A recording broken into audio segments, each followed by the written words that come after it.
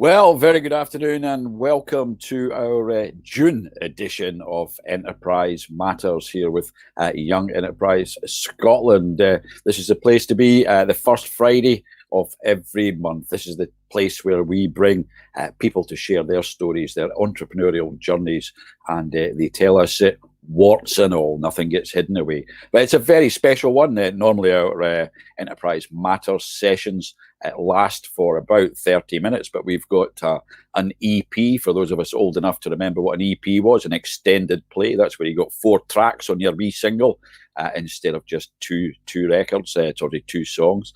We've gone for an EP, an extended play to an hour length, because this is the culmination, this is the climax, this is the crescendo of our Festival of Youth Enterprise 2021, which we extended this year from just not one day, not 2 days, 4 days long this first week in June. And we've got a very special guest who's going to be joining us for the second part of the show, Mr. David Duke MBE from Street Soccer Scotland. He's going to be joining us very, very soon. But before then, I thought it'd be time to bring in a few guests, people who work with us all at Young Enterprise Scotland, and to hear what their highlights have been over the course of the last 4 days. So without any further ado, let's welcome Mary Leck, our school delivery manager, Lisa Wardlaw, our college delivery manager. We've got, who else? Julie Degnan, from Scotland's Enterprise in Schools project, and Fraser's jumped in there as well, our company programme, team programme and digital delivery manager. A very good afternoon and a very warm welcome to Enterprise Matters. Hello. Hello. Hello. Thanks, Jeff. Thank you very much. And it's been a funny old week. It's been a long old week. It's been one where we've been around and about across the country, doing things virtually. We've even done some stuff physically. We've been back in a television studio, and I suppose that probably that's probably a good point to start off. We held our company programme and team programme awards final on Tuesday night in Grangemouth, Fraser. We're hopefully going to have a guest from the company programme, so I want to focus on the team programme. So why do you think that the team programme has been such a success? I mean, you might want to say 30 seconds about what the team programme is first, but why do you think it's been such a success this year? Absolutely. Well, the team programme is our programme for additional support needs young people aged 15 and above in schools across Scotland. And this year is the first year that we've run it as a full academic session. So we had 6 teams taking part from Stranraer all the way up to Inverness and everywhere in between.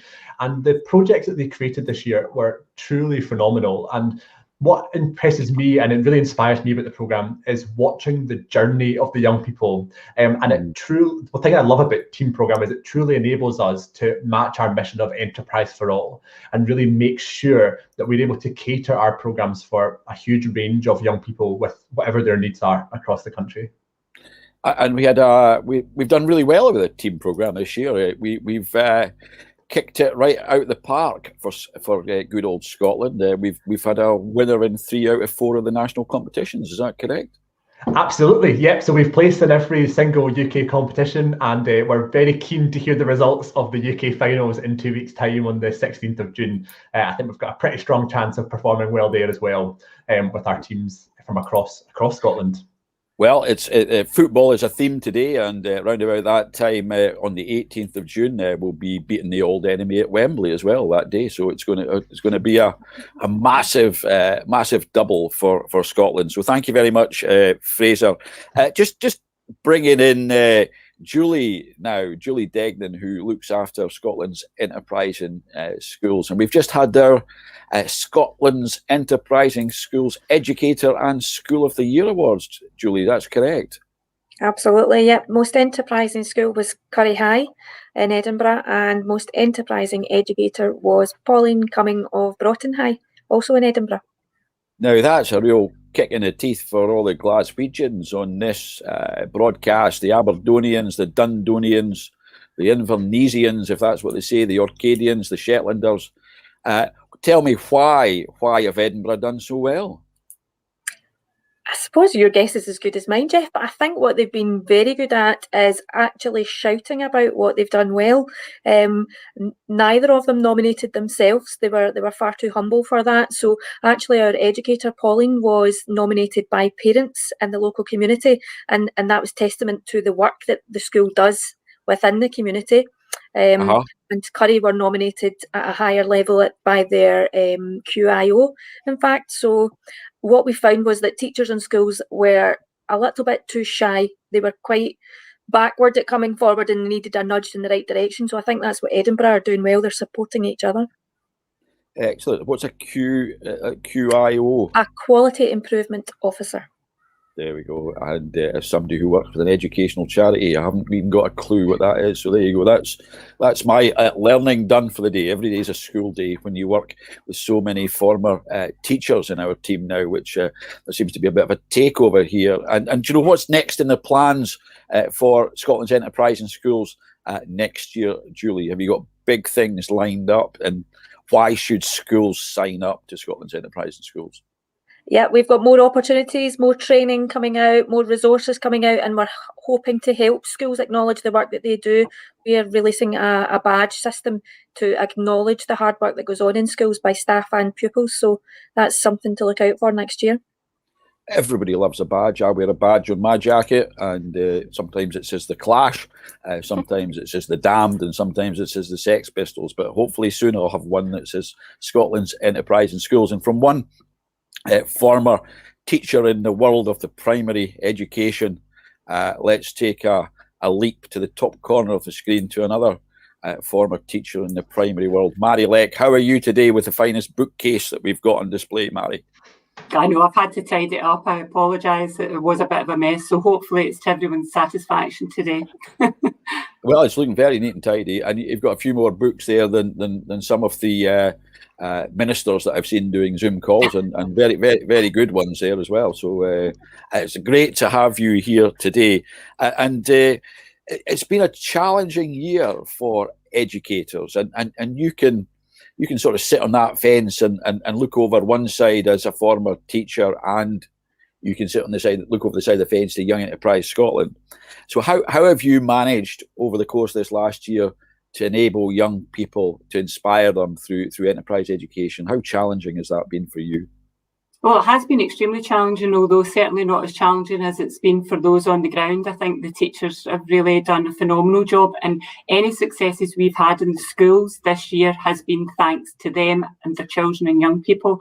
I mean, I look at some of the challenges and programmes and projects we've been doing with schools, which had started prior to the pandemic, and those teachers went back in when they were able to go back to school and picked up the gauntlet and did it again and came back for more and said, we want to do this with our children and young people. So we've been doing virtual sessions, which has actually been, from the past year, that's been the most thrilling for me, is to actually get in front of the pupils and talk to them, even though it's virtually, and just get so excited and inspired for all their creative ideas. I think, but I think the challenges have only been sort of overtaken because of the resilience, determination of the teachers. So I would like to commend them, and that's not just in the primary and secondary schools. It was really clear in both the team and company programme the other evening as well, and across the colleges. Everyone has shown incredible resilience.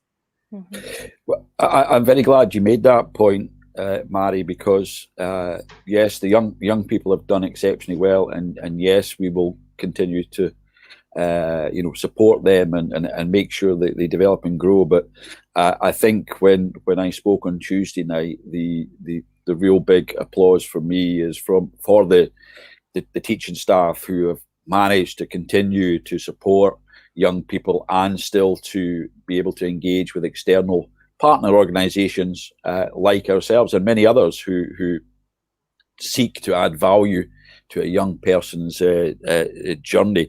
What's been your favourite moment of the year, though, Mary? What's been anything funny, anything that's really said, or something just that's very memorable? Is there any particular group of young people?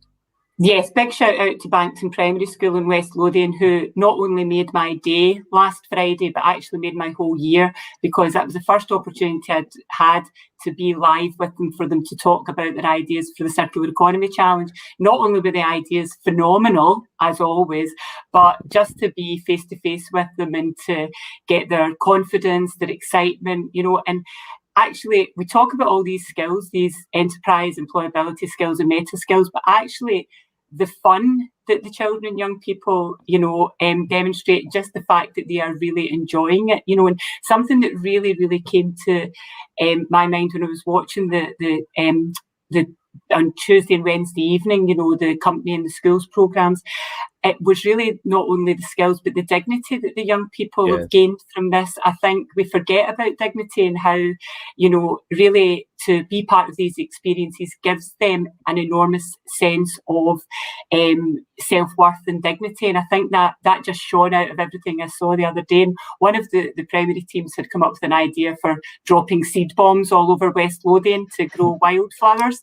And a solar glider, by the way, this was all environmentally friendly. And it just made me think about the young people, like they're like the wildflowers, they grow tall and they grow proud, because as you say, Jeff, it's the teachers, it's the supporters, it's the volunteers who get them there. And I could not lose sight of the fact that all of these young people have gained such dignity from these experiences they've had. Yeah, fantastic, Mary, and wonderful storytelling there. I've got the image of the plane there and the solar glider. And if we think of moving up a rung on the ladder of enterprise to the colleges of further education, Lisa, we had the Bridge to Business Awards last night, hosted by Alex Ross from City of Glasgow College. Do you know that's the third year of the awards? What was the highlight moment for you, either of the awards last night or over the course of the last year? Well, I think from last night, it's actually having the students involved this year. Alex Ross, she hosted it. We held it at City Glasgow College. We had the students as well at City Glasgow College direct last night's event as well, which was an amazing opportunity for them. It's so good because it's amazing to see students being enterprise and getting new opportunities, develop their skills. So that for me was probably the biggest highlight, as well as all the amazing work that has still been going across all the colleges, even through this kind of bizarre year that we've all been working through. In terms of overall over the past year, I think having the ability to still deliver Bridge to Business across Scotland, we've expanded our reach. Now we can deliver to all colleges across Scotland through the virtual delivery programme that we've now created.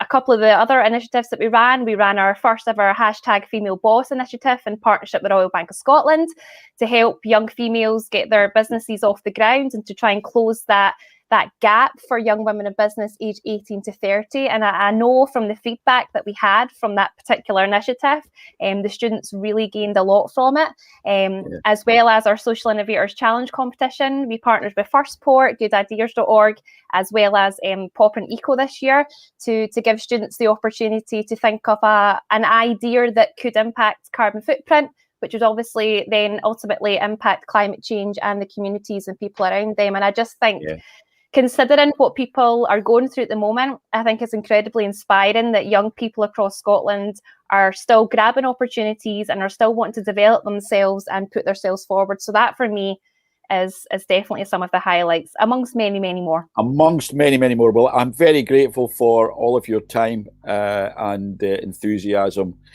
creativity, integrity and collaboration over the course of not just this week but the whole last year. I have the easiest job in the organisation. I just show up, open envelopes and do bits and pieces like that. So I'm delighted that you've been able to join me. And then there's an aeroplane taking off or something like that. So we're going to have a couple of guests now from the company programme. So Tati bye to our programme managers team there in Young Enterprise Scotland.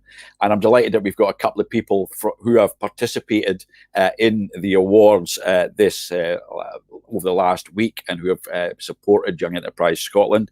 They're going to join me in the virtual studio just now. We're going to have Lucas Elric, who is from the winning company program team, Student Socks, and we're also going to have television presenter extraordinaire Alex Ross, who hosted the awards, the British Business Awards last night. And Alex, you're out there in the open air. Thank you very much for nipping away from a class to join us today. How are you? I'm good. How are you? I'm very well, and so professional last night. A TV host in the making, and you're a TV student at City of Glasgow College. That's correct. Yes, I am. And are you finishing now, or have you got another year or two to go? Well, that's me just finished my HND, so fingers crossed on if I get a good result, and I'll continue at City of Glasgow to do my BA. Excellent news, and you should be giving a shout out to all these commercial TV stations, satellite stations, and saying, here I am, I'm available very, very soon. Is that here's my CV? Is that something you'd like to do? Ideally, yeah, that's like the route I'd like to go down. So getting experience like last night's really good for me. Things to show people to be like, hi, I can do things. Well, which is really good, especially this year. It was marvellous. And how valuable is that experience for you, being able to do a project like that? It's honestly so good for me to get those kind of experiences, especially for TV students. It's all about like building up the show reel. And for the past year, it's been quite hard to do a practical course in a not so practical setting. So any opportunity to get anything that you can make is incredible. Well, it was very, very professionally done, and I've been in touch with the principal and the vice principal at City of Glasgow College this morning, and we're blessed, in Glasgow having these facilities there to be able to tap into, to use. And when Bridge to Business programme was initiated, it was all about stuff like that. And how many other students were involved in that with you? Because I saw the credits when they came up at the end. Yeah, I roped some others in to help me out. So we had 2 cameras, a director, and then a script supervisor and sound and lighting. So 5 of us. Five students altogether getting that experience. And do you know who was in charge? For the day, we had Rocco Rossetti, our director. He's another student at City of Glasgow College. So he was in charge of making sure everything ran smoothly. And James Wilson, the department head, was just overseeing everything. He was seeing everything. Well, I know James very well. He's a bit of a perfectionist at that, but he's full of enthusiasm and passion.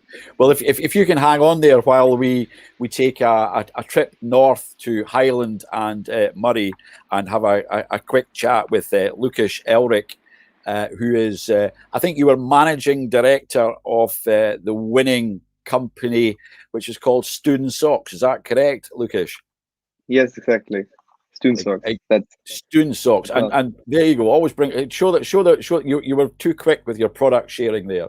There we go. That's an excellent share of your product, and I enjoyed watching your presentation. And in that presentation, you said no need for any more midlife crisis shirts, didn't you? And I'm just wondering if you can see on the screen whether you think I've got a midlife crisis shirt on. Yeah, depends. I mean, this one is actually very decent, so I wouldn't categorize it as midlife crisis.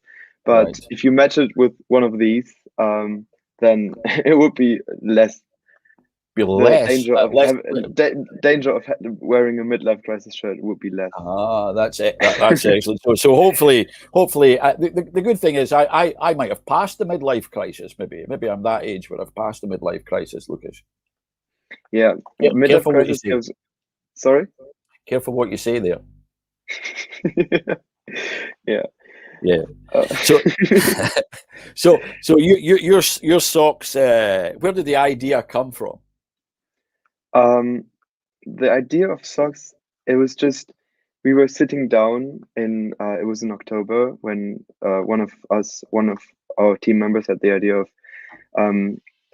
creating a business and participating in YE, and we were thinking about maybe like we needed basically a gap, a chance in the market where we can have a shot for a business, and we wanted to be unique. And we actually had a look through the YE Instagram accounts and just to see what the other business ideas were, and we saw that there were not really clothing involved, and we were all very at this time we were aware of colorful socks, and we wanted to bring them into our school because we saw 2 or 3 pupils wearing them, and me too. So we thought it might be a cool idea to have colorful socks, but with added value. I think this was really important for us because our motto is no compromises, no excuses.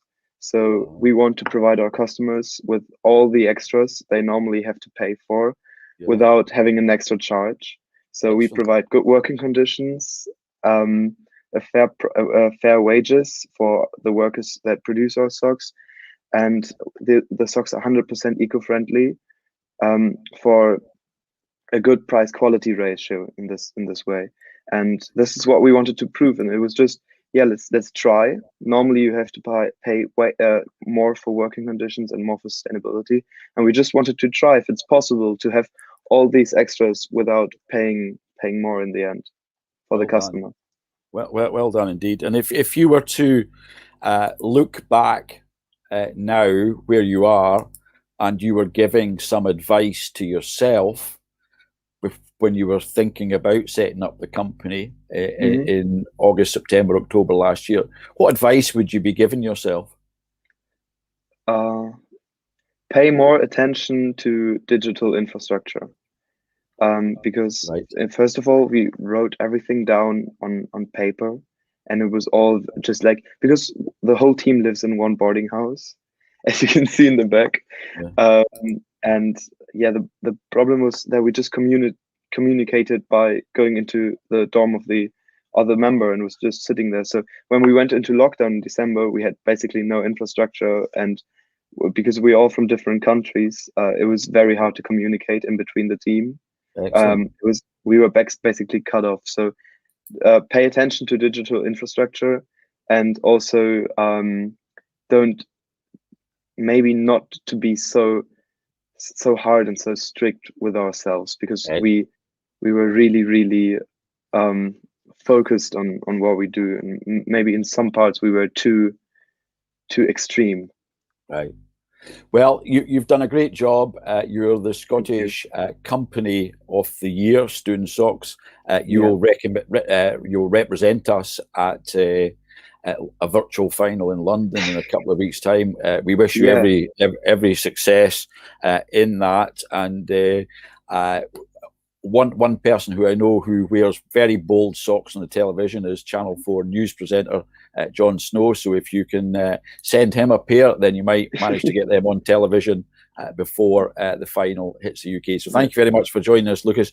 And just to come back to you, Alex, thank you very much for everything that you've done. Is there anybody you want to give a shout out, a thank you to, before we head back to the next stage of our Enterprise Matters today? Probably just to Lynn Kelly, who works for Bridge to Business, because she was the one that got me involved and got me the opportunity. And if it wasn't for her coming to our class, I never would have got the opportunity to host the awards.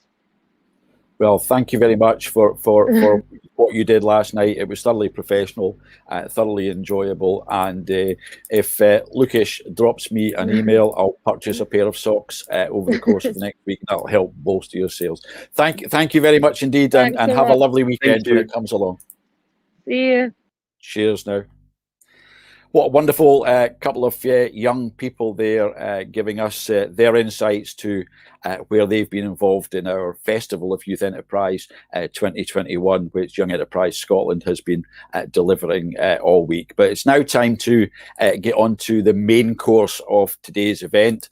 And as you know, we host Enterprise Matters generally the first Friday of every month. And we've had some great guests, including Chris van der Kyle, Julie Grieve, Mike Welsh, but somebody who I've been very keen to get on Enterprise Matters for a long time is somebody who I have a huge amount of respect for, admiration, and somebody whose story is one that's very worth spending the next 40 minutes enjoying. I'm going to be completely honest here and upfront. As you'll see, I've put a bow tie on just to differentiate the fact that this is a pre-record because David Duke is our guest today. David's actually up in St Andrews playing golf. I think he'll be hitting off about the fifth tee just now. It's a charity golf event with some of the biggest football names in the UK as he tries to raise more money to support street soccer in Scotland. So without any further ado, we're going to switch over to the pre-record and the interview with David Duke from earlier in this week. Thank you very much.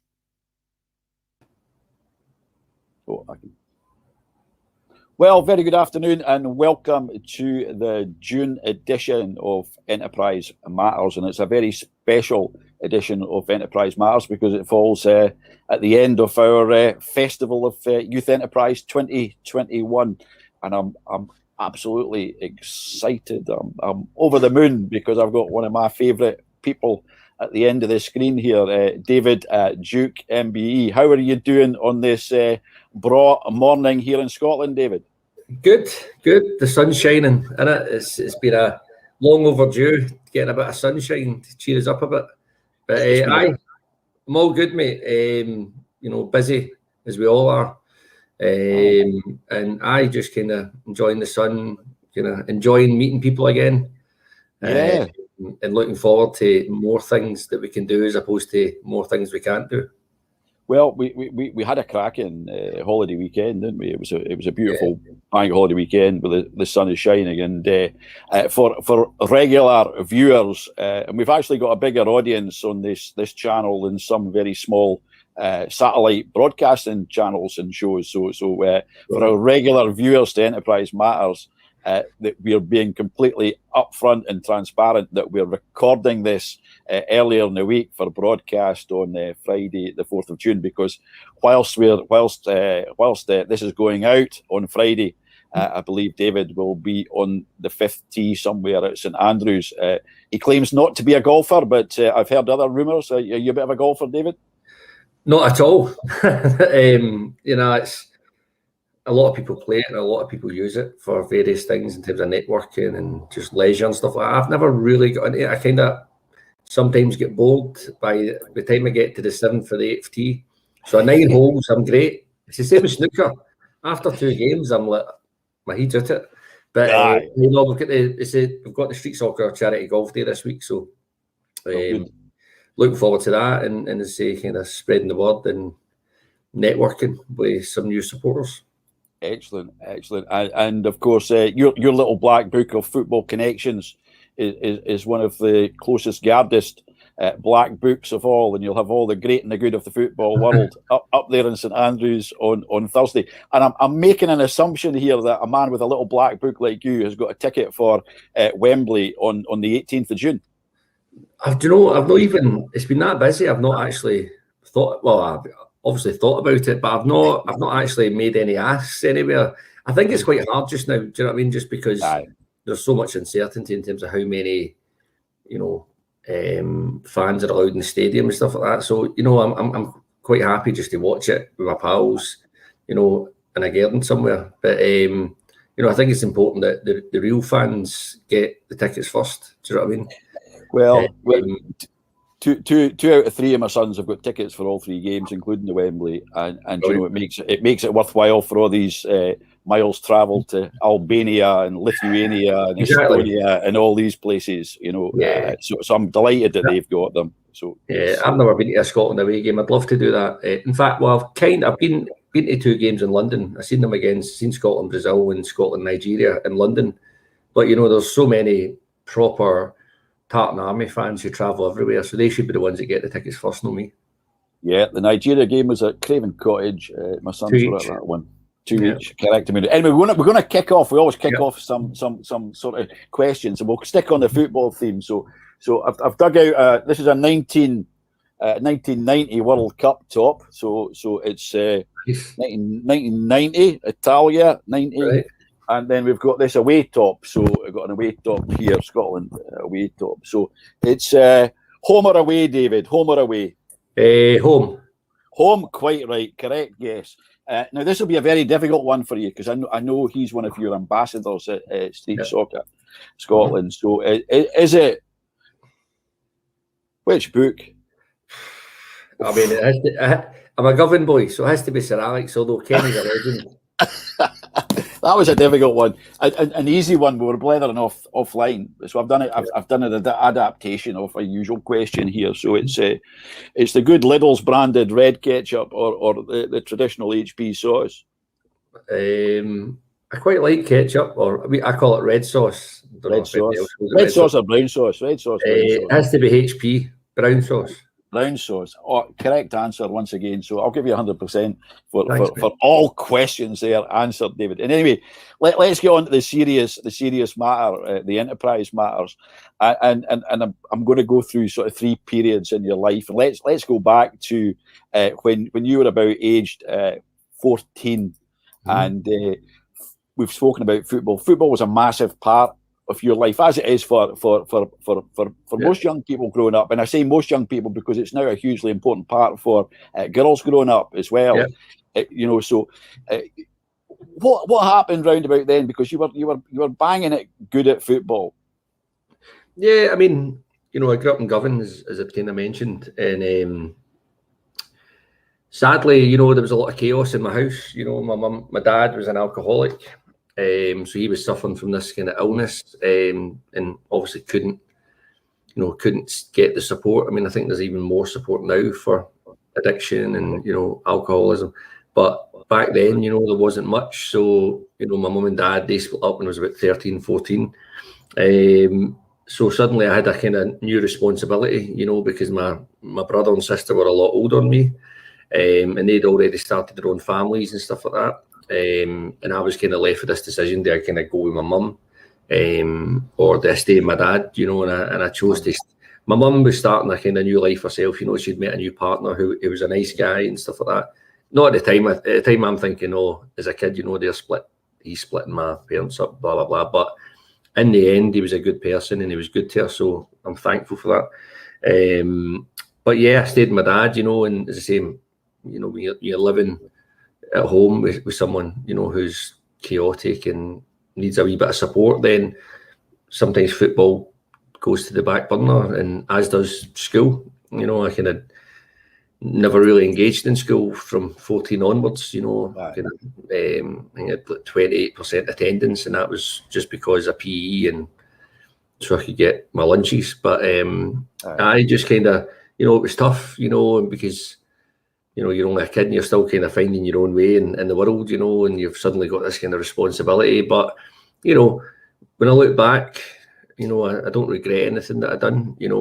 I think everything you do in life, whether it's not so great at the time, so you look at COVID, for example, there's always good that can come from it in terms of what you learn, what you experience, and I suppose how that shapes you going forward. There's a lot of stuff that I understand today in the job that I do and the people that we serve and support. There's a lot of things that I understand because I've been there, and that so because it's easy to see what something looks like, but until you understand what it feels like, then it's really hard to create solutions. So that's one of the things that inspires me about knowing you and listening to you, is that lived experience piece, and you've always been very strong on building people in your team that have got lived experiences that are going to be useful to them, and we do the same at Young Enterprise Scotland. We've got people in our team who have lived through the engagement. You've just met Craig, who's our technician today, who's setting us up, who was on one of our programs, and we've got other people like that. And I think another thing that strikes me, David, is that you've always seen that what's happened, there's a positive to come out of it, and it can help shape something else in the future. Is that something that you believe strongly in? I think so. Yeah. I mean, so back then when I was 14, I had to survive. I had to do things to kind of generate income and stuff like that. And you've heard me speak before, Jeff. And when I talk about, I'd set up a couple of videos, and start recording my own pirate movies and then circulate them through the estate. These are the things you do to survive, but there's an entrepreneurial lesson in that, and supply and demand, and, kind of just taking in money and working out your finances. So these were all things that I kind of learned naturally just because I had to. And there was various other things, you know, that I did. And then just kind of knowing the value of your time. You know, I remember, well, if some of the viewers are old enough to remember the Glaswegian, remember the Glaswegian newspaper, the free newspaper? Yeah. So I think you had to deliver like 500 papers, and it was like you get paid £6 or something for it. And I'm like, that's pennies, man. Right. So what I did was, so some of my mates delivered the Glaswegian, and I'm not saying they all went through people's doors, because I'm sure some of them ended up elsewhere. But so what I did was I spoke to some of like the local kebab shop and the local hairdressers and stuff like that, who were trying to flyer the area. So what I would do is I would pretend I was flying the area, but what I was doing is putting the inserts into the Glaswegian that my mates were already delivering. So it saved me doing it. So just wee things like that, you learn how to kind of create better ways of working. And it's only when I reflect, I look at some of the things that I did, and I can see that there's links to entrepreneurship within that. Do you know what I mean? Yeah. So rather than me doubling the work, you're saying, right, well, how can we get the job done a bit more effectively and efficiently? Have you ever had a conversation with Bob Keeler? You know, who does all the storytelling? No, I've met Bob, of course. You met Bob, so next time you speak to Bob, ask Bob the story about his paper round business in Jedburgh on a Sunday, and how he captured the market there when he was about 15. So there's similar lessons there. But the interesting point that you used the word entrepreneur there, David, you used the word entrepreneur. But if you thought back to that 14, 15, 16, 17-year-old David Duke, was the word entrepreneur something that you would have used back then? Well, I still can't spell it, to be fair, but I mean, I grew up watching Del Boy, you know, Only Fools and Horses. So I was always, and I lived in Govan, was right next to the Govan market. Right. So I was always surrounded by people trading, buying and selling. And even from the legal side, you know, there was a lot of kind of, you know, things going on in Govan as well, which weren't exactly legal. So you always seen people trading, and so it felt very alive. And obviously, as I say, I grew up like watching Only Fools and Horses literally every day. My dad loved it. So, you know, Del Boy's probably not the best role model, but he certainly was somebody who you could see that he added a wee bit of charm in his approach, you know. Yeah. He was selling absolute crap, but people still bought it. But there was a huge lesson for me and all of that about people and having the knowledge of your audience or your market, and that's the bit you take away. And I suppose if you were to sort of package that period of your life up, you know, that sort of youth period, what would be the key takeaway for you from there that you've looked back on and think, you know, that's something I've really benefited from? Well, I think it's just a survival technique. You know, I mean, obviously, we've all experienced a really rough kind of year and a half with COVID, you know, and it's a crisis that affected everyone. You know, everyone got a piece of what COVID brought in terms of isolation, job insecurity, and being cut off from friends and family. I think the one thing I learned was how to survive, you know, and I think that's not everyone has it, you know. And I think as I look back on where I've went since, I think back to some of the things I experienced, which weren't great, you know, as a kid, and some of the things I've seen, and I suppose it puts things into perspective, you know. And but certainly the kind of the whole survival part and how to problem solve effectively and quickly, because I had to. Right, aye. And these are lessons that will stand you in good stead today, tomorrow, and you live by your experiences, you know, and whatever that is, that's what guides you, you know. And if you haven't really experienced that kind of need to survive, then, you know, you might struggle. Aye. And if we sort of jumped in the time machine and went fast forward, your DeLorean. My DeLorean that's parked out the front here in my house, in my studio in Stirling, you know. If we went fast forward a few years, and you know, things didn't take a step in the right direction for you. You know, you lost your dad when you were maybe 20, 21-ish, something like that. Yeah. 20, you lost your dad, and you know, it probably went from that survival to, you know, Well, tell the viewers the story of that next sort of phase of life. Yeah, so obviously I'd kind of, by the time I'd kind of hit 18, I started to kind of do my own thing. I kind of left my dad to it, and I think it was about 20, and I hadn't seen him in probably about a year. And I got the call that he'd been found dead, passed away. And I can't remember much about that time. Everything seems quite a blur, but I always remember I was in kind of Renfrew when I got the call from my sister. And even at that time, I just remember it kind of all being a bit blurry, and I was trying to kind of block everything out. So I decided to kind of move away, and I moved over to the south side. Got a new job and stuff like that.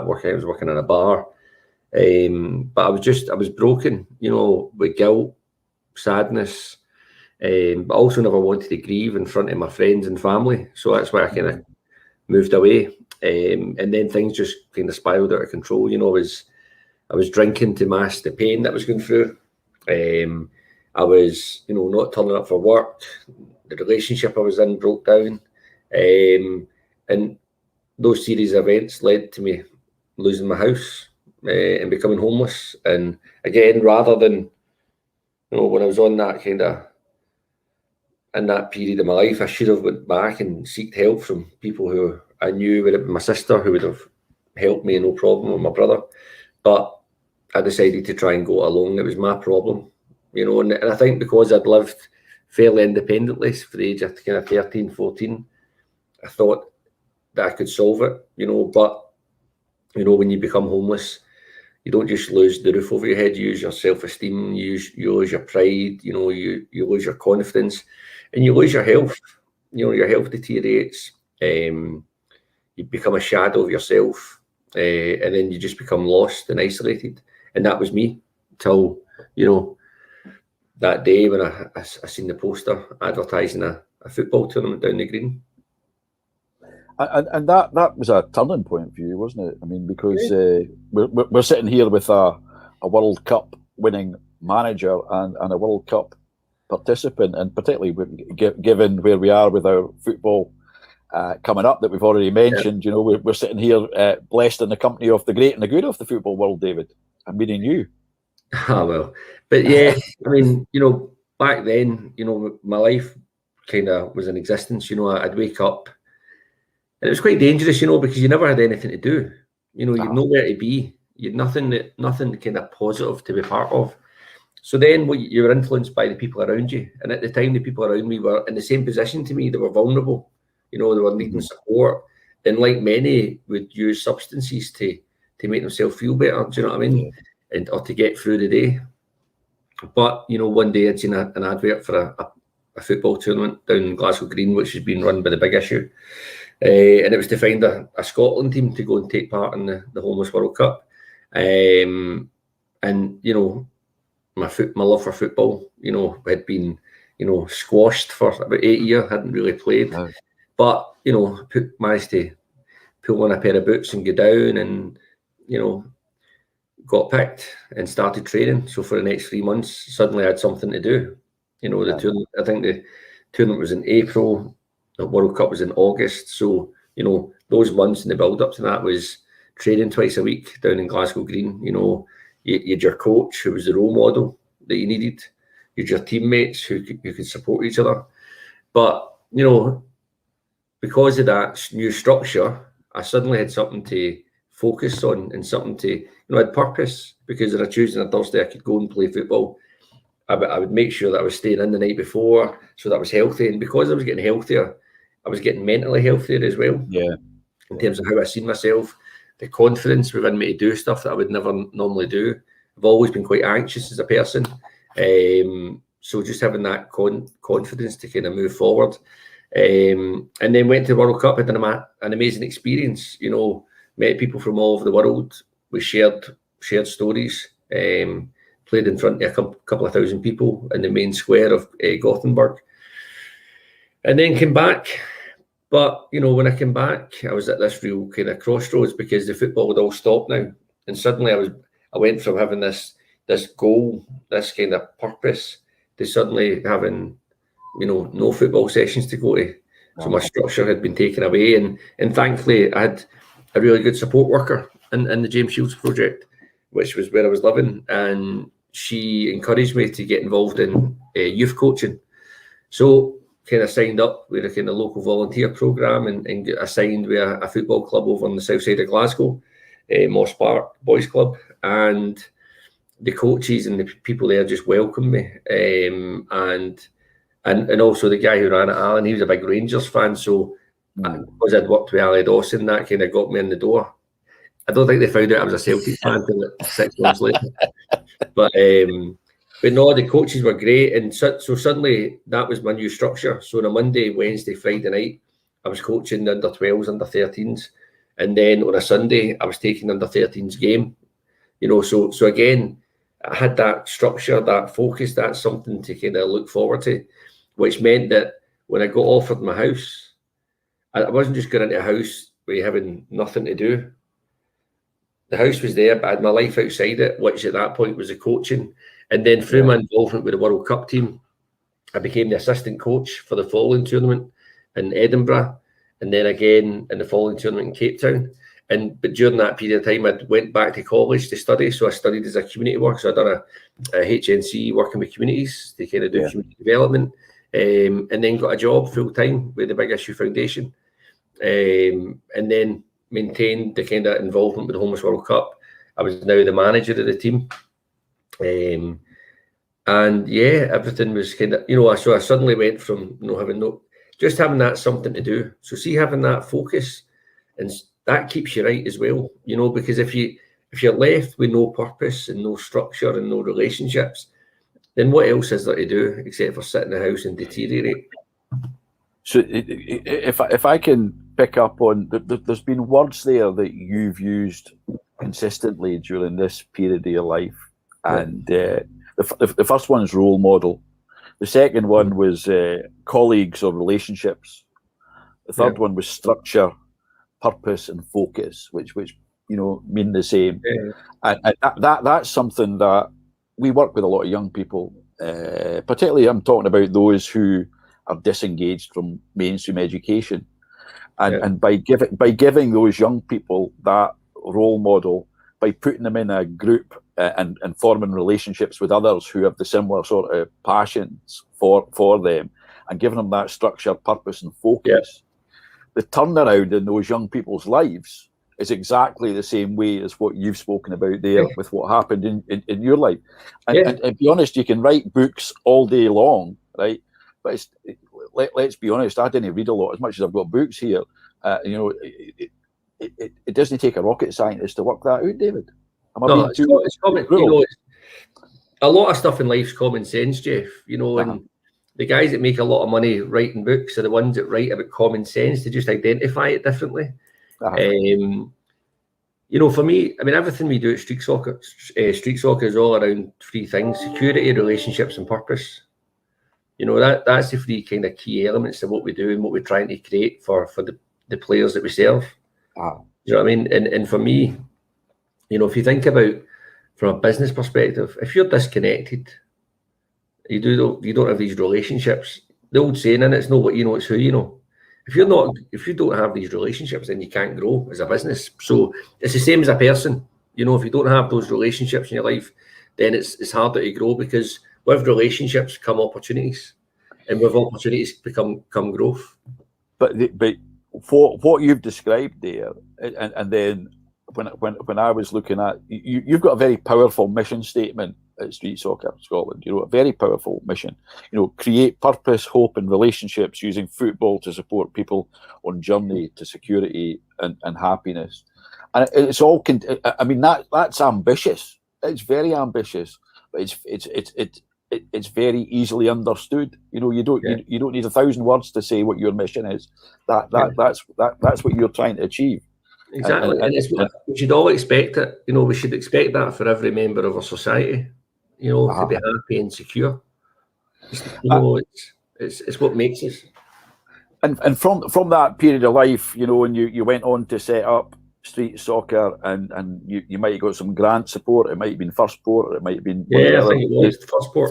First Port. You set that up.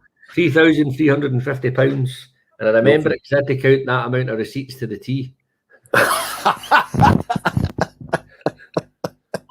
That's in a first poly port, bag. in a poly bag. Eh? off the first port and say this is Turned up with my Sainsbury's bag. Like that. There you go, guys. There's your receipts. But you know, from small acorns, mighty oaks do grow, and the impact that organisation has had. But if we reflect on that period of life and the setting up, and the people within the organisation, you know, I remember back in the day, guys like Bob and Aileen and various others were just really helpful, you know, because I'm hard work. Do you know what I mean? So they were just so good with me, you know. Bob especially would help me with your finance stuff and all that. You don't have to be an expert at all these things. You just need to know to bring the right people in to help you at the right That's time. what you do, and that's how you build your boat and all that. That's it.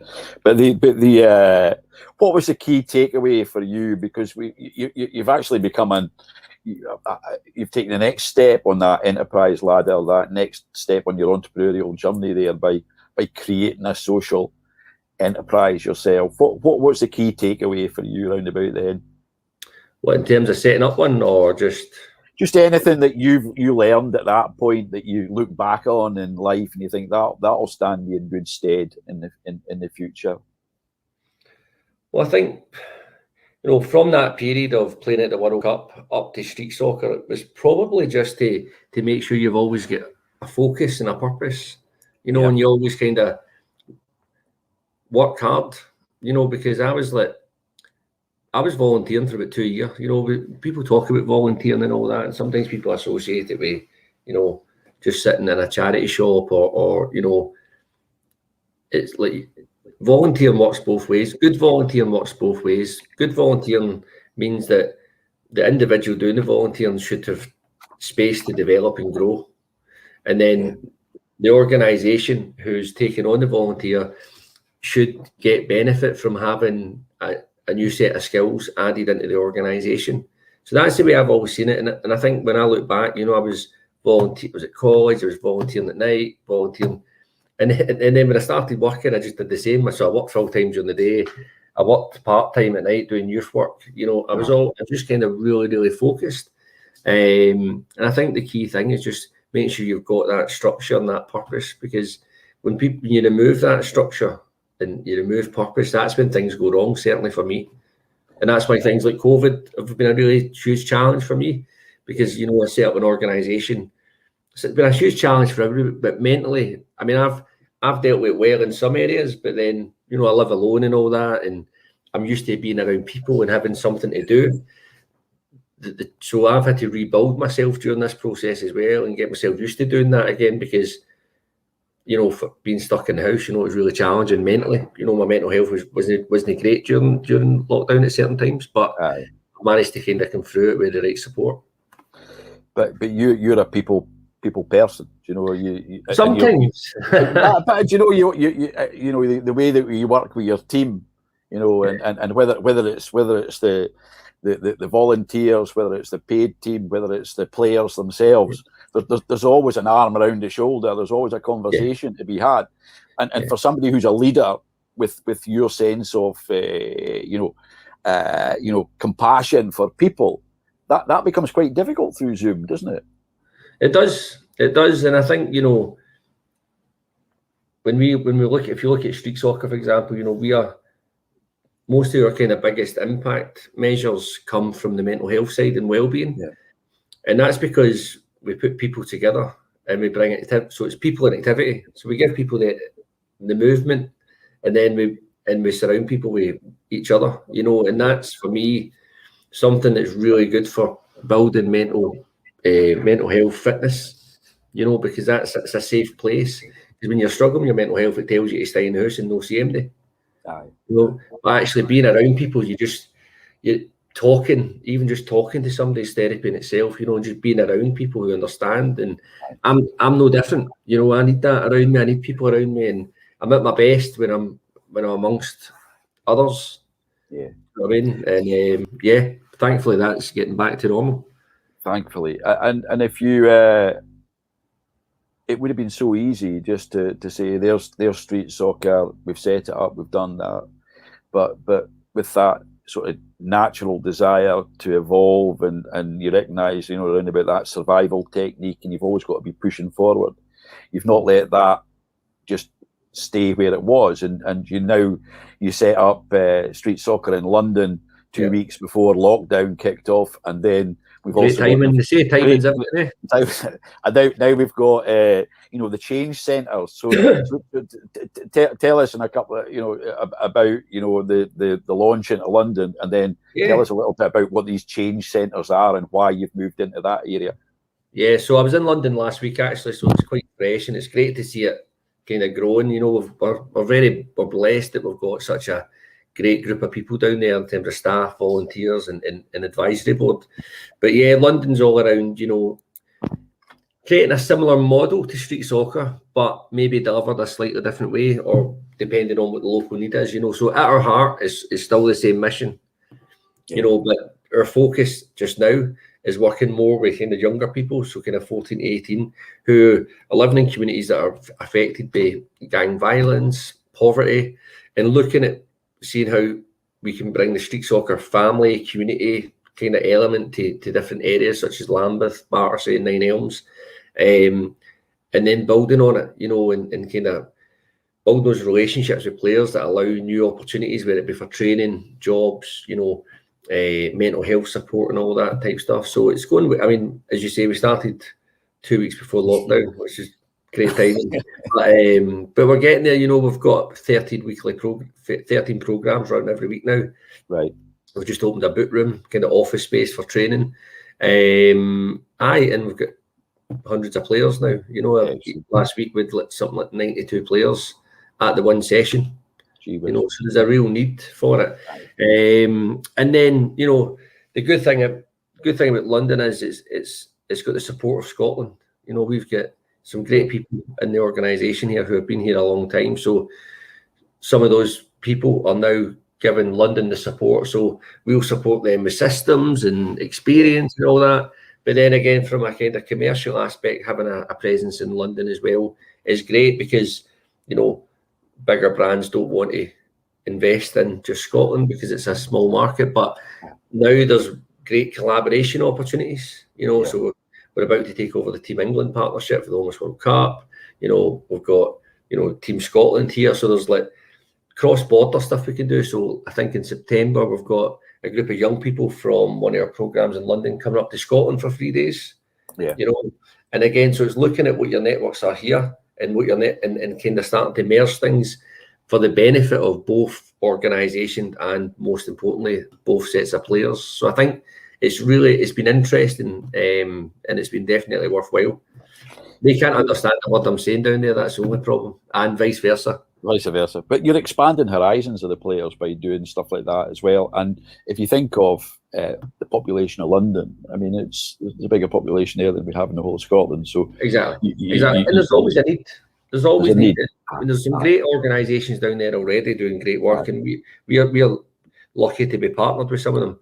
But one of the good things about London as well, it's built on lived experience as well, because what Craig, who's our London manager, is actually was one of our street soccer players in Scotland, who then moved to London, got a job working in kind of homelessness sector, and now he's managing street soccer London on its journey. So you're kind of getting that core kind of lived experience, street soccer ethos into it from the start. And then you've opened up in Ocean Terminal, of course, which looks banging. It looks great. So again, looking at times are changing in terms of how you market things, how you support players. Everything's always changing, and we just felt that we were in the office we had was great because it was free before, but it wasn't really set up to welcome players, because it was kind of quite, it was at the top of the bank and it was quite corporate, and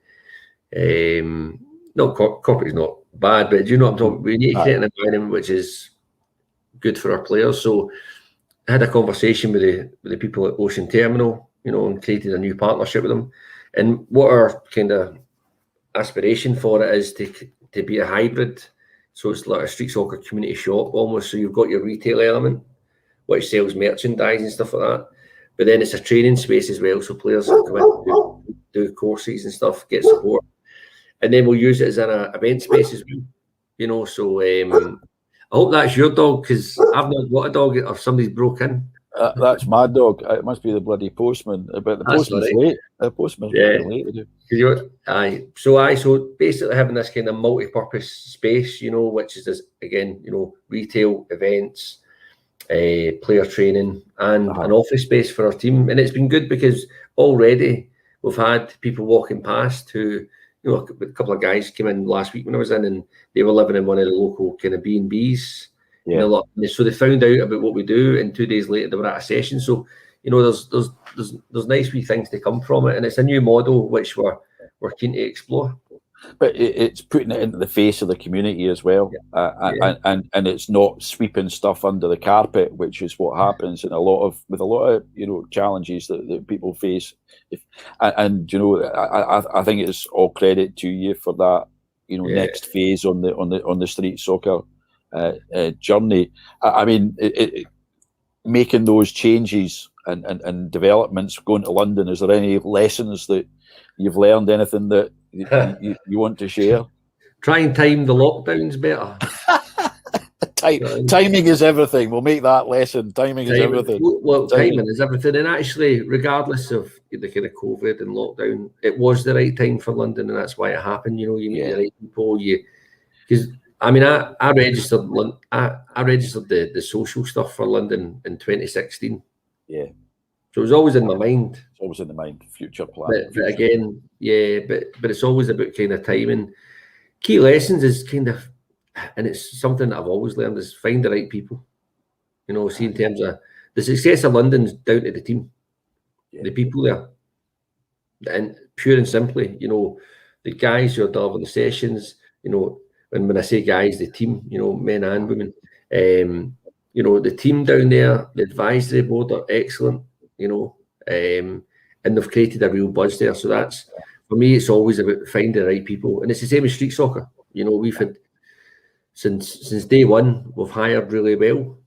You know, we've brought some really good human beings into the organisation, and that's continued, and that's allowed us to do things like the dugout, and because we've got the skill sets there to manage that, and then obviously the change centre as well.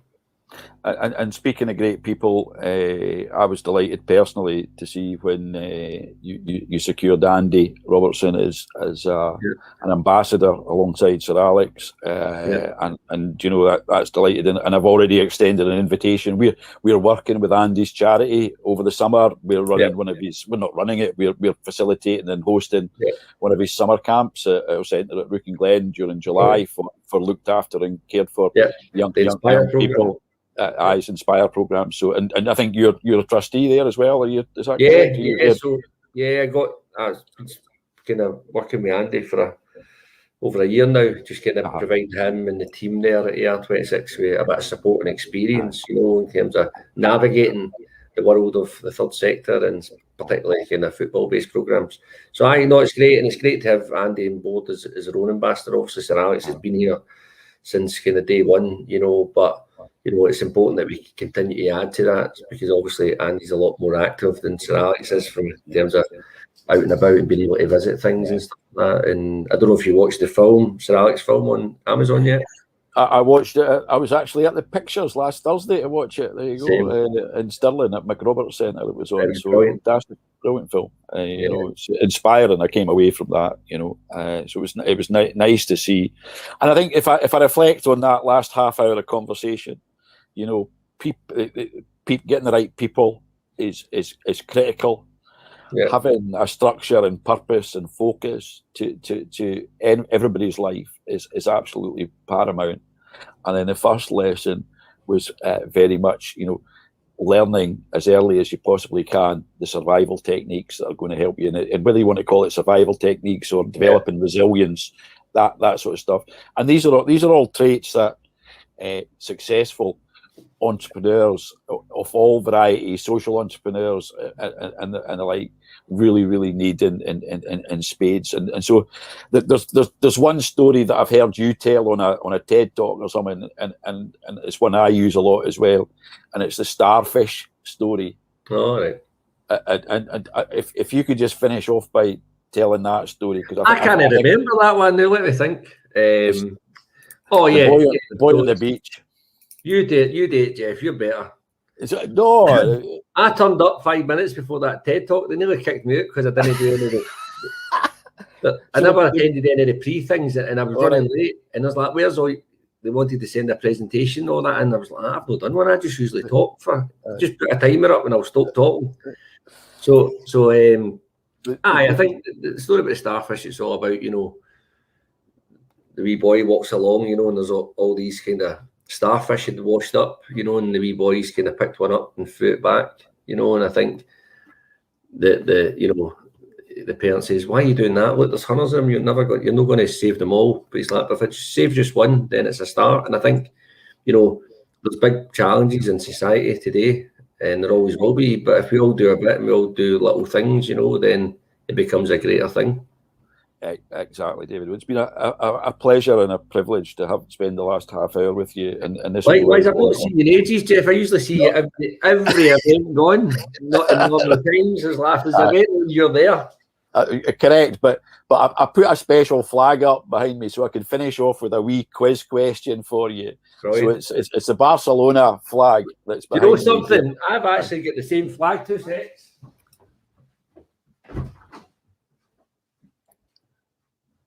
We'll sing a song while David's away to get his flag. There you go, mate. Oh, there we go. So there we go. That is. So there's only one team in the United Kingdom who has played Barcelona 4 times in European competition and won every 4 of the ties. 2 at home and 2 away. Which is the team in the UK? Is that a Scottish team? Correct. Is it Hibs?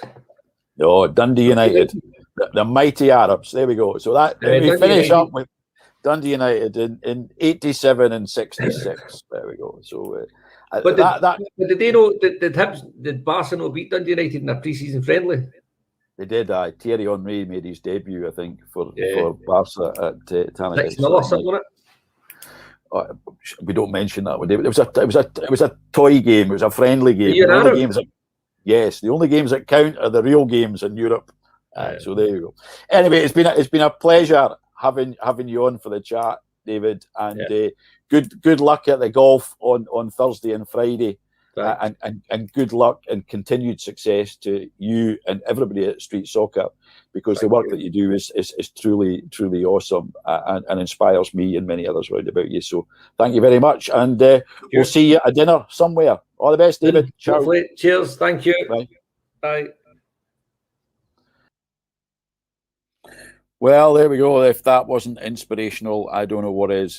Thank you very much to David Duke. I think he's just got a birdie 3 at the 8th hole in St Andrews there. It's taken him a wee while to get from the 5th to the 8th, but a birdie 3, according to a roving reporter up at St Andrews.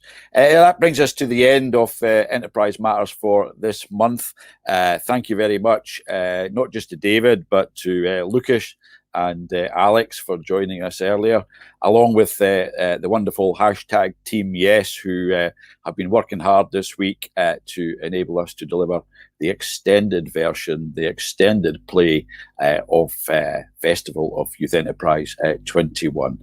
We'll be back with another exciting special guest when we come live to you again on LinkedIn Live, YouTube and Facebook.